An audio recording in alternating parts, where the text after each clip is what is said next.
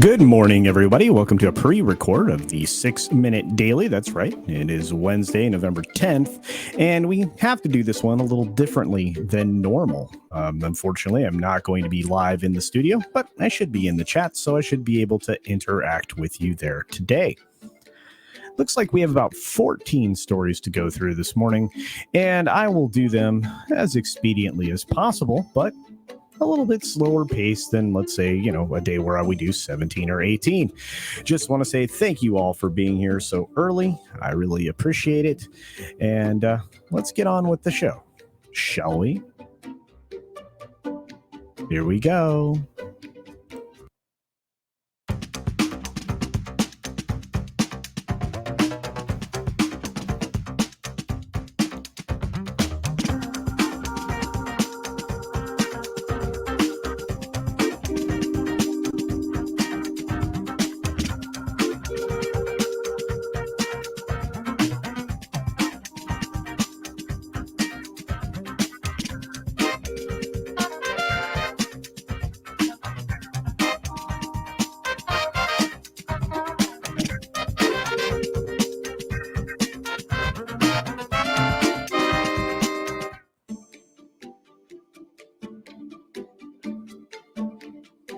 Good morning, good afternoon, good evening, or good night, wherever you are, whenever you're watching. Thanks for checking out the 6-Minute Daily. That's right. Today it is pre-recorded, as I mentioned just a few moments ago. And unfortunately, that's just the way it had to be today. But let's get on top of these stories because we do have a few, and they seem to be somewhat interesting. Follow-ups on certain stuff that we've talked about before, and some new items as well. First of all, Gavin Newsom, he finally tells everybody where he's been. I guess, based on what he says, he was asked by his kids to stay home from the UN conference to trick or treat. So, of course, he says he had to cancel. Be that as it may, it seems like an odd excuse. Apparently, there was a fireside chat that was held a little bit later in the day.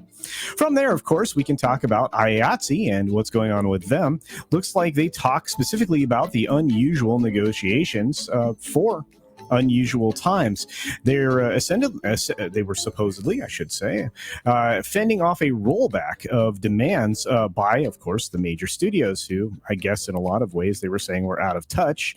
But according to the IATSE members, they say that they had a good amount of arrogance as well. It's interesting.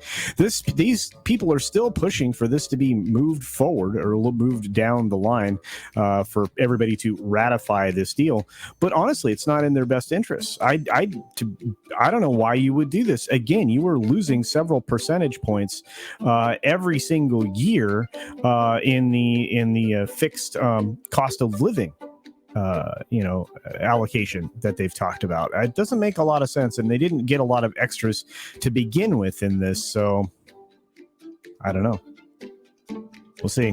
Billionaire media maven John Malone calls Discovery Warner Media merger a big synergy combination with savings offsetting the debt. In other words, it's a good business deal and probably a good investment. I would have to agree. I thought this was a good plan from the very beginning. And with the leader in Zaslav, I think this thing is going to be profitable very, very quickly. The debt is at very favorable terms for the long haul, and it's not like they have to keep settling short, giant chunks of debt. So, well-amortized businesses run for a very long time.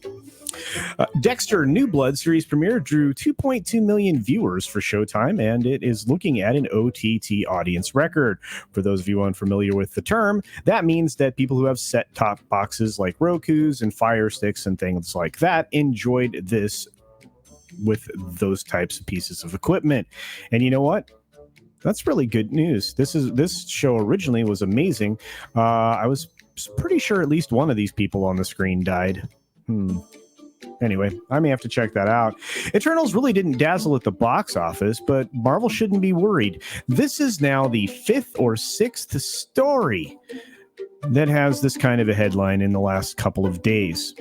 What this means is they are worried. The industry's worried. The trades are worried.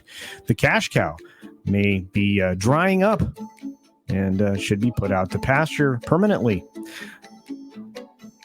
That's probably not the case. With Spider-Man right around the corner, and of course, eventually, Doctor Strange, maybe this thing will get back to where it's supposed to be, but only with some major retooling. And with some rumors we're hearing out of Disney, maybe Star Wars is being retooled as well.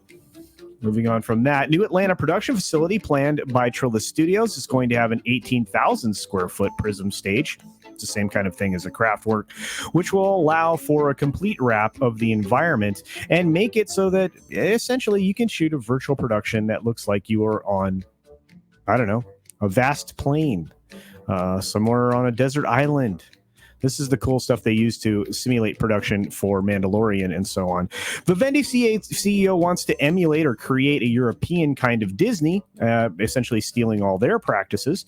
Todd McFarlane and Steve Aoki are launching an NFT marketplace. I'm in favor of this. This is essentially the Image Comics model all over again.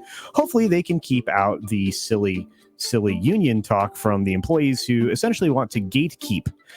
But for now, it looks like this is a place for people to offer their art and a place to exchange it very easily for low costs. Jungle Cruise 2. The producer Hiram Garcia teases much bigger sequel. Why there's a sequel?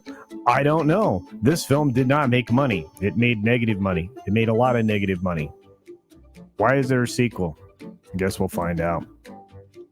Dave Portnoy's Twitter temporarily suspended him for posting an email exchange with an insider editor. Of course, this was in response to them actually doxing his address and other things in their materials. Dave's going to keep fighting. They don't like people that don't follow or toe the line, so he'll keep fighting them. And finally, Travis Scott's concert have a history of rowdiness and injury, so apparently we shouldn't have been surprised by the tragedy that was created by this unorganized mess. Guess not. And Kim Cattrall is joining the cast of Peacock's Queer as Folk, which is the reboot of the original show, which I actually enjoyed. And with that, we're out of time. I appreciate you all being here. Be sure to take care of yourself, take care of others, wash your hands, of course, because it's good hygiene.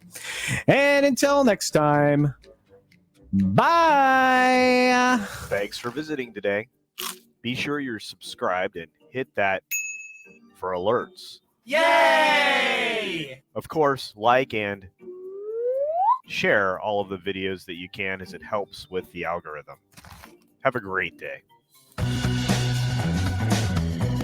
Once again, thank you everybody for being here this morning and enjoying the 6-minute daily on a pre-record.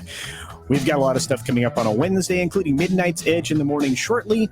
I believe there are several other creators that are going live as well. You can also see a brand new video today, an unboxing of a traditional art piece that I got from a great comic creator. Check them out. Have a great day, everybody. See ya.